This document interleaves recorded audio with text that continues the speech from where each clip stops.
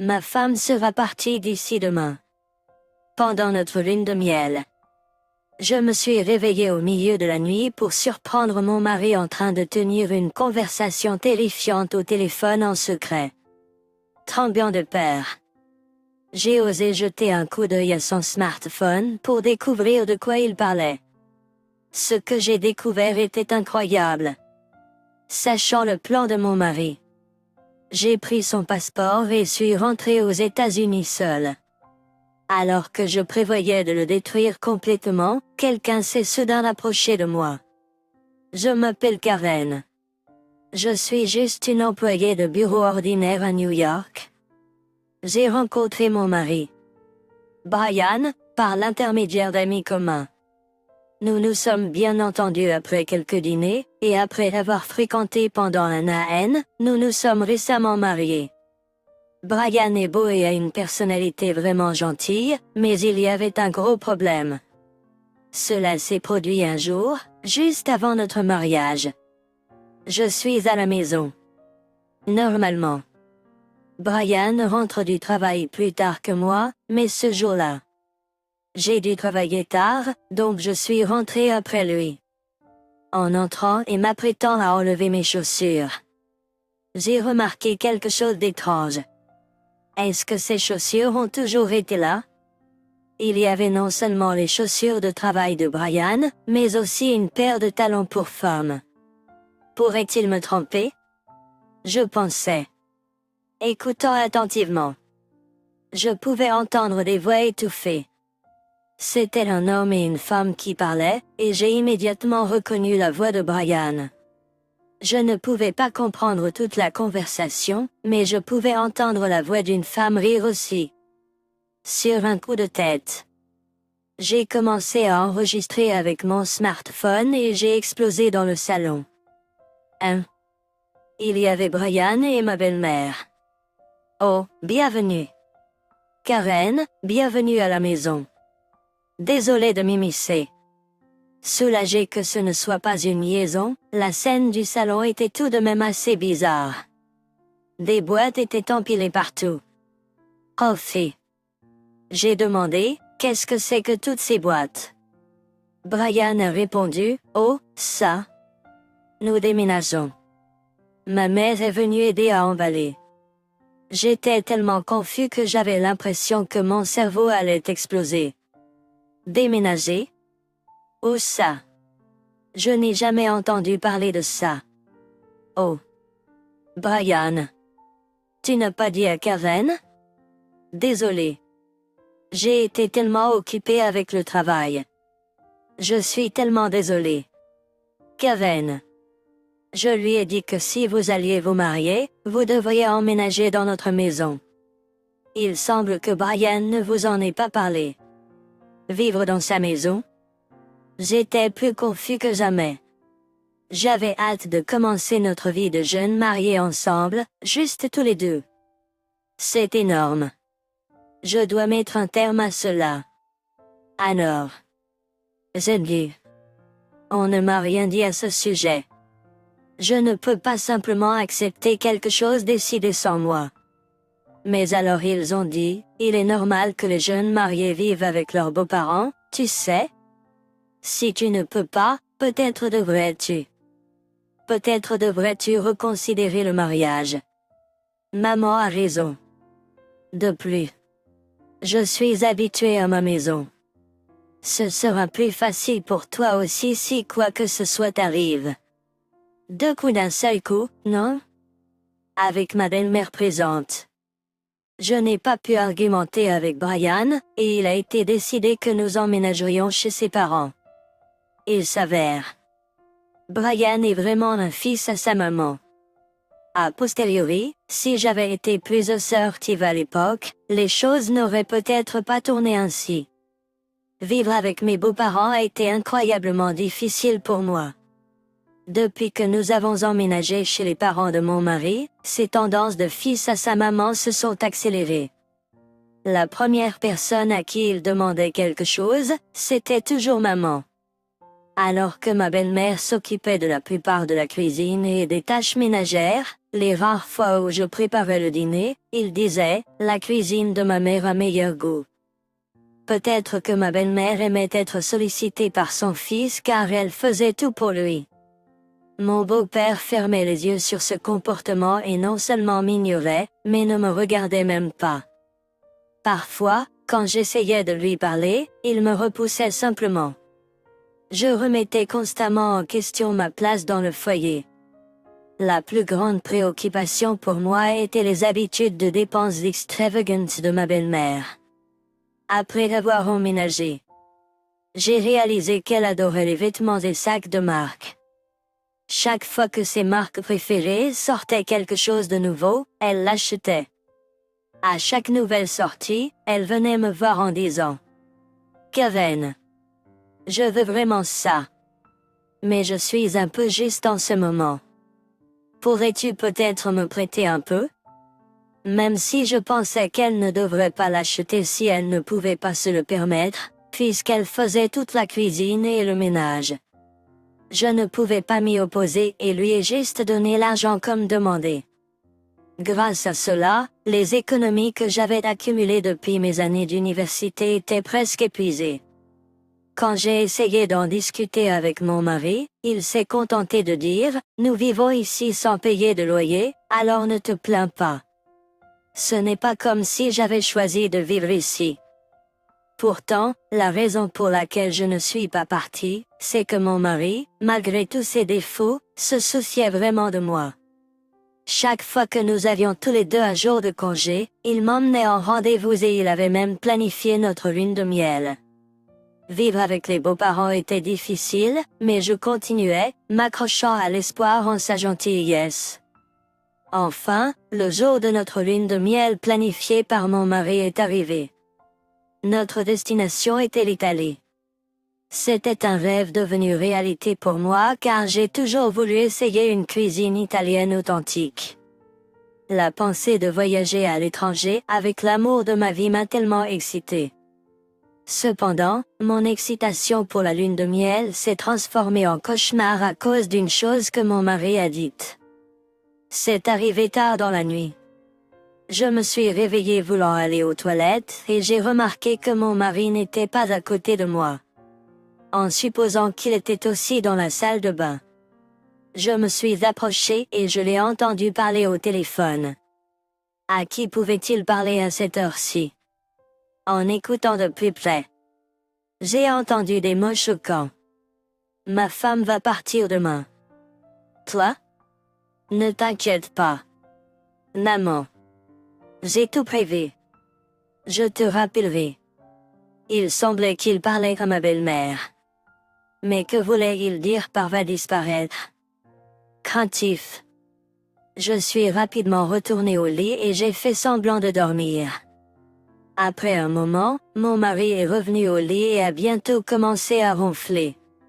M'assurant qu'il dormait. J'ai discrètement pris son smartphone et je me suis dirigée vers la salle de bain. Heureusement, il n'avait pas de mot de passe dessus. Aussi mal que cela puisse paraître, étant donné les circonstances. Je devais regarder. Ouvrant ces messages, j'ai découvert un plan terrifiant détaillé dans les discussions avec sa mère. Il complotait pour me prendre ma vie pour l'argent de l'assurance, que ma belle-mère avait l'intention de dépenser pour des articles de marque. La peur était écrasante. Je ne pouvais pas croire que mon mari, qui avait toujours été gentil avec moi, complotait cela avec sa mère. J'ai pris des photos de leur conversation avec mon propre téléphone et je suis retournée au lit. Le reste de la nuit, j'avais trop peur pour dormir. À l'aube et avec le début des services de transport, j'ai réalisé que je devais partir pour ma sécurité. Ne prenant que mes affaires, j'ai décidé de quitter l'hôtel seul. Juste au moment de partir, j'ai repéré le passeport de mon mari sur le bureau. Une bonne idée m'est venue. J'ai pris le passeport de mon mari Brian et j'ai quitté la chambre dans le but de l'abandonner à l'étranger. Je me suis ensuite dirigée vers l'aéroport, j'ai embarqué dans l'avion et je suis retournée à New York avant lui. Pendant tout ce temps, Brian m'appelait sans relâche, mais j'ignorais tous ses appels. Une fois de retour à New York, j'ai commencé à me préparer à me venger de mon mari et de sa mère. Depuis que je vivais avec ses parents, je ne pouvais pas rentrer chez moi. D'autres. Je me suis installé dans un hôtel relativement bon marché en ville, rassemblant plus de preuves et contactant des avocats. Je faisais aussi des visites occasionnelles à notre maison lorsque ses parents étaient absents, en récupérant peu à peu certaines de mes affaires. Brian continuait à me contacter, mais je l'ignorais. Quelques jours se sont écoulés ainsi, et j'étais chez ses parents pour récupérer mes affaires. Sa mère, Karen, était à son cours de tricot, et son père était au golf. Je pensais qu'il ne rentrerait pas avant au moins 2 heures. Alors que je faisais mes bagages, j'ai soudain entendu « Hein? Karen ?» Je me suis retournée pour trouver mon beau-père debout là. Ce n'était pas beau. Brian et moi étions censés être en lune de miel en Italie jusqu'à aujourd'hui. Que faites-vous ici? N'étiez-vous pas censé être en lune de miel? Que devrais-je faire? Quelle excuse pourrais-je donner? Devrais-je être honnête sur la raison pour laquelle je suis rentrée seule à New York? Mais si mon beau-père était dans le coup avec Brian, tout ce sur quoi j'avais travaillé serait ruiné. Ces pensées se bousculaient dans ma tête. Voyant ma confusion, il a dit, il serait peut-être préférable de discuter autour d'un café. Et si nous allions dans un dîner à proximité? Ne voulant pas être là quand ma belle-mère reviendrait. Une fois installé au dîner, il m'a rapidement demandé, « Alors, pourquoi es-tu ici alors que tu devrais être à l'étranger? Qu'est-il arrivé à Brian? » J'hésitais à dire la vérité. Si c'était de mèche avec elle et Brian, tout ce sur quoi j'avais travaillé serait ruiné. N'a pas votre femme vous dit quelque chose? J'ai demandé, essayant de mesurer ses connaissances. Ayant l'air perplexe, il a répondu. Je n'ai rien entendu. Sa réaction suggérait qu'il ne savait vraiment rien. Le croyant. J'ai décidé de tout lui exposer. Êtes-vous au courant de ce plan? Je lui ai ensuite montré les messages imprimés échangés entre Brian et ma belle-mère. Son visage était celui d'un choc total. Pas possible.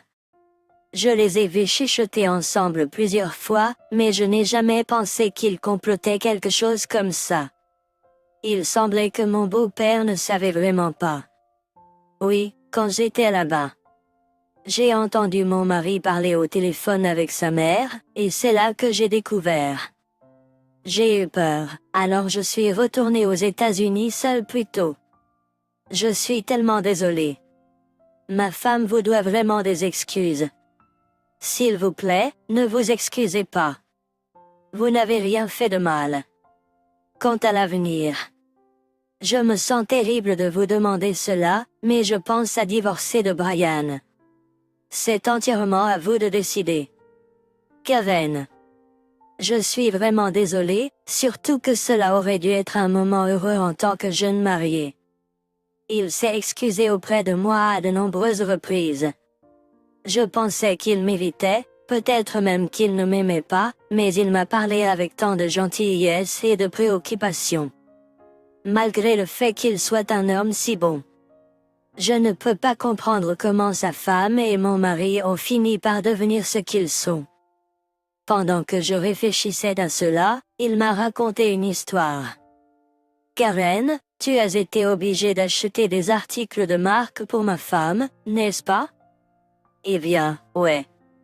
Je l'ai fait. Tu sais, c'était peut-être de ma faute. Pardon. Eh bien, c'était peu de temps après notre mariage. Je lui ai offert un sac à main de designer pour son anniversaire. Après ça, elle est devenue totalement obsédée par les marques de créateurs. Même à cet âge, elle continue de porter ces marques coûteuses. Je souhaiterais qu'elle s'habille de manière plus appropriée à son âge. Je vois. il y a eu des moments où elle s'endettait juste pour les acheter. J'étais vraiment en colère contre elle à ce moment-là. Je n'aurais jamais imaginé qu'elle te demanderait maintenant d'acheter des choses pour elle. Je suis vraiment désolée pour ça. Je ne savais pas que l'obsession de ma belle-mère pour les marques avait une telle histoire. Pourtant, je ne pouvais pas lui pardonner ce qu'elle avait fait. Ce n'est pas de ta faute. Elle a continué ses habitudes même après que tu t'en sois fâché. C'est elle la responsable. D'accord. Au fait, comment va Brian? Il était censé être rentré maintenant. Pour être rentré maintenant, n'est-ce pas? À ce sujet. Oh non. Je me demandais comment il réagirait en apprenant que son fils était bloqué à l'étranger. Mais j'étais arrivé si loin. J'ai dû tout lui dire. En fait, j'ai pris le passeport de Brian avec moi quand je suis rentré aux États-Unis, donc il ne reviendra pas pendant un certain temps. Toi? Je suis désolé. Je sais que c'est mal, mais c'était le seul moyen de procéder en douceur avec le divorce. Je vois. Eh bien, puisque tu vis avec nous, je suppose que c'est compréhensible. Donc, c'est ce qui se passait. Quelque chose s'est-il passé? Non, je me suis juste souvenu du jour où tu es rentré aux États-Unis. J'ai entendu Brian parler à ma femme au téléphone. Selon le beau-père, Brian, à un moment, semblait paniquer sans moi, mais il a ensuite dit que les choses s'arrangeraient si je disparaissais simplement. À l'époque, il ne savait pas de quoi il parlait, mais maintenant ça lui faisait sens. Je comprends la situation. Si tu es d'accord, je te soutiendrai. Kevin. Vraiment? Merci beaucoup. Pendant que nous parlions, mon téléphone a soudainement sonné. C'était de la part de Brian. Vu l'heure, il a probablement réalisé que son passeport manquait.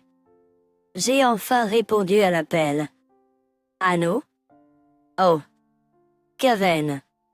Dieu merci tu as répondu. Où diable es-tu? Je me suis fait un sang d'encre. Mais je suis juste content que tu sois en sécurité. Je suis désolé de t'avoir fait du souci. J'ai reçu un appel urgent de ma famille et j'ai dû rentrer. Les choses sont devenues tellement chaotiques que je n'ai pas pu te contacter. Je comprends. Au fait, as-tu vu mon passeport? Je devais rentrer aujourd'hui, mais je ne le trouve pas. À ce sujet, j'ai accidentellement pris ton passeport avec moi quand je suis rentré en urgence. Toi? Que suis-je censé faire alors? Tu devrais pouvoir obtenir un passeport de remplacement là-bas. Ce sera probablement plus rapide que de te l'envoyer. Un passeport de remplacement? Et mon travail? Je ne peux pas prendre plus de jours de congé. Ne t'inquiète pas. J'expliquerai tout à ton entreprise. Je parlerai aussi à tes parents à ce sujet. D'accord alors. Je suis désolé. C'est donc ce qui se passe. Fais attention quand tu reviendras, s'il te plaît. Sur ce, j'ai raccroché. Karen, tu sais vraiment raconter des histoires, n'est-ce pas? J'ai toujours été astucieuse, c'est certain. Grâce au soutien de mon beau-père, j'ai pu avancer plus facilement avec les préparatifs du divorce. Et enfin, le jour est arrivé. Brian a réussi à faire rééditer son passeport et est rentré aux États-Unis.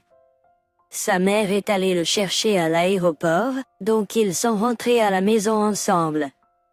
Nous sommes à la maison. Vraiment toute une épreuve. En effet. Tout ça à cause de Karen. Après avoir appris de Brian que je suis rentré aux États-Unis avant lui, sa mère, apparemment contrariée que leur plan ait échoué, a commencé à me faire des commentaires sarcastiques. Je voulais lui répondre vertement, mais je me suis retenu. Pas de souci. Ils auront bientôt ce qu'ils méritent. Dès que Brian et sa mère sont entrés dans la maison, mon beau-père, avec un air sévère, a dit, tous les deux, venez ici. Il les a conduits au salon où j'attendais. Asseyez-vous. Brian et sa mère semblaient un peu déconcertés, mais ils n'ont pas pu défier son attitude imposante, alors ils se sont assis obéissamment.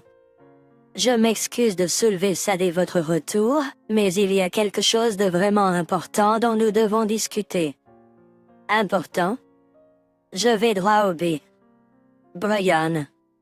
Je veux divorcer. Divorcer? Attendez. Kevin.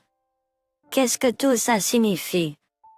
Tu pièges mon fils en Italie et tu demandes le divorce à son retour?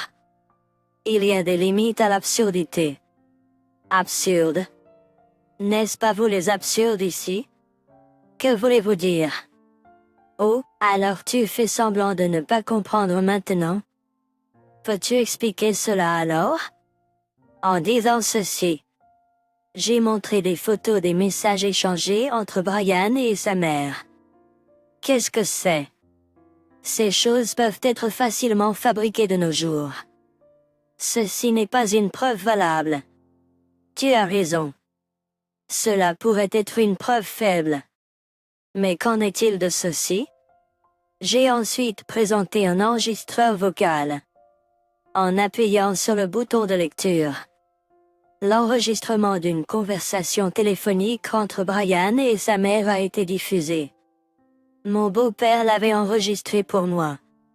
Comme sa femme a des problèmes d'audition, elle met toujours le volume haut-parleur au maximum pendant les appels, le rendant audible dans toute la maison. Mon beau-père a saisi l'occasion pour les enregistrer. La conversation a révélé que depuis que je suis rentré aux États-Unis en toute sécurité, leur plan a échoué. Elle comprenait également la voix déçue de ma belle-mère et de mon mari discutant de leur prochaine démarche. Tu ne peux plus le nier maintenant, n'est-ce pas? Attends. Kevin. S'il te plaît, reconsidère le divorce. Je n'ai fait que ce que ma mère m'a dit de faire. Je n'ai jamais voulu tout cela. Mais elle ne cessait de dire qu'elle avait besoin de plus d'argent pour acheter ses articles de designer préférés. Je voulais juste la voir heureuse. Mais maintenant, je vois la lumière. Je ne veux pas divorcer de toi. Partons tout de suite et vivons heureux. Il n'est pas trop tard, n'est-ce pas? J'étais complètement abasourdi par ces paroles. Comment diable a-t-il pu inventer une telle fantaisie délirante dans sa tête? Tu sais. J'ai toujours pensé ça, mais tu dois vraiment arrêter avec tout ce truc de maman. Et utiliser l'argent de l'assurance pour acheter ces trucs de luxe? Pas question que je reste avec quelqu'un comme ça. Rien que d'y penser me donne mal à la tête. Brian semblait complètement vaincu par mes paroles. Quoi qu'il en soit. Je demanderai certainement le divorce. Depuis. Je demanderai également le remboursement de tous les articles de marque que tu as achetés avec mon argent. Toi? Mais alors je ne pourrai plus acheter d'articles de marque. Même après tout ça, elle semble encore obsédée par les marques de luxe. Je suis vraiment abasourdi par ce duo mère-fils. Ça suffit. Soudain, mon beau-père intervint. Tout ce qui vous importe, c'est vous-même. Vous rendez-vous compte à quel point Karen a été terrifiée à cause de vos actions? Les articles de marque valent-ils vraiment la peine pour vous, même si cela signifie utiliser l'argent de quelqu'un d'autre? Réalisez-vous combien de problèmes vous lui avez causés? Tous les deux furent pris au dépourvu par sa sortie. Grâce à lui qui a pris ma défense. Je me suis senti un peu soulagé. Mais ma vengeance n'était pas encore terminée. Attends une seconde. Quand as-tu découvert cela? La première nuit de notre lune de miel en Italie. J'ai entendu que tu parlais à ta mère au milieu de la nuit. C'est pour ça que tu es retourné à New York le lendemain matin. Tu n'as pas parlé de ça à ma compagnie, n'est-ce pas? Tu commences enfin à comprendre? Eh bien, tu auras bientôt la réponse à cela. Juste après avoir dit ça, le téléphone de Brian a commencé à sonner au moment parfait. C'est de la compagnie. Tu te moques de moi. Hésitant, Brian a répondu. Allô? Toi? Viré? Non, attends. C'est un malentendu. Avant qu'il puisse expliquer, l'appel semblait avoir été coupé. Juste pour que tu saches.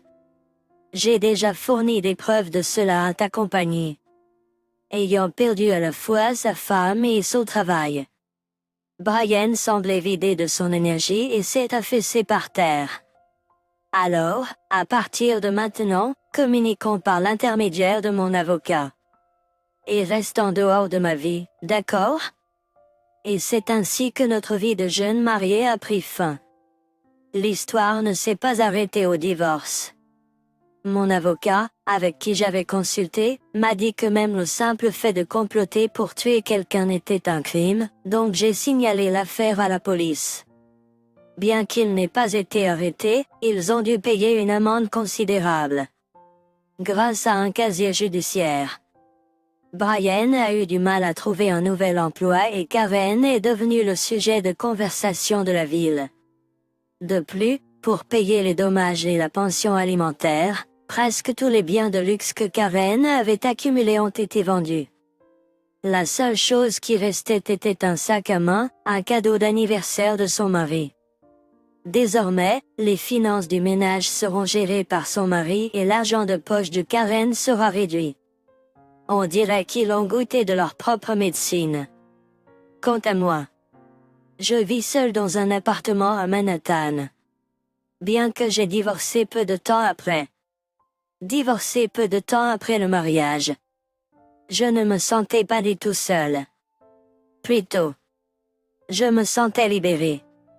Si possible, je ne voudrais jamais vivre avec quelqu'un d'autre.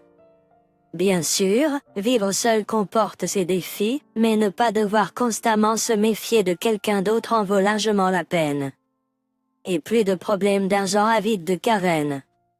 J'ai commencé à économiser peu à peu, espérant qu'un jour, je trouverai le bonheur avec quelqu'un d'autre.